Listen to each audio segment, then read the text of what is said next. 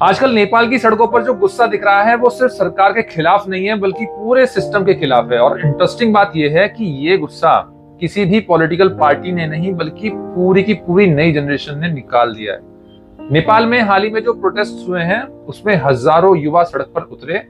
मांग क्या थी? सिंपल, करप्शन खत्म करो, ट्रांसपेरेंट सिस्टम दो और 70 ईयर्स से जो ऊपर बैठे लीडर्स हैं उनको थोड़ा सा रिटायरमेंट दे दो। अब सोचो, ये डिमांड सुनने में बड़ी नॉर्मल सी लगती है, लेकिन असली इशू ये है कि जब ये मोनार्की हटाई गई और डेमोक्रेसी आई थी 2008 में, तब से लोगों को उम्मीद थी कि अब बदलाव होगा। लेकिन ग्राउंड रियलिटी वही पुराने फेसेस, वही पुराने वादे और वही पुराना हम सुधार करेंगे वाला डायलॉग। अब यूथ का पेशेंस बिल्कुल टूट चुका है। टिकटॉक से लेके ट्विटर तक हर जगह पर ट्रेंड चल रहे हैं। पहले जो बातें टी शॉप पर होती थी अब वो पूरे देश में वायरल हो रही हैं। और ऑनेस्टली मुझे लगता है कि ये एक तरह से डिजिटल रेवोल्यूशन भी है। सवाल ये उठता है कि क्या सिर्फ प्रोटेस्ट में सिस्टम बदलेगा?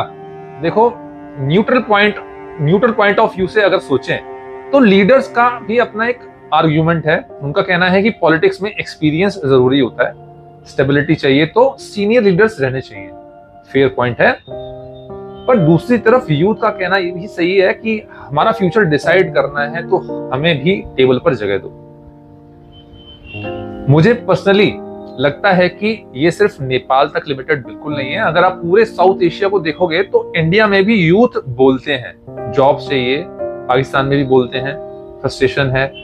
श्रीलंका में भी हाल ही में पूरा का पूरा जो रिवोल्ट देखा है वो कॉमन प्रॉब्लम ही लगता है। तो कॉमन प्रॉब्लम ये है कि अनएम्प्लॉयमेंट, करप्शन और ओल्ड पॉलिटिक्स की डोमिनेशन।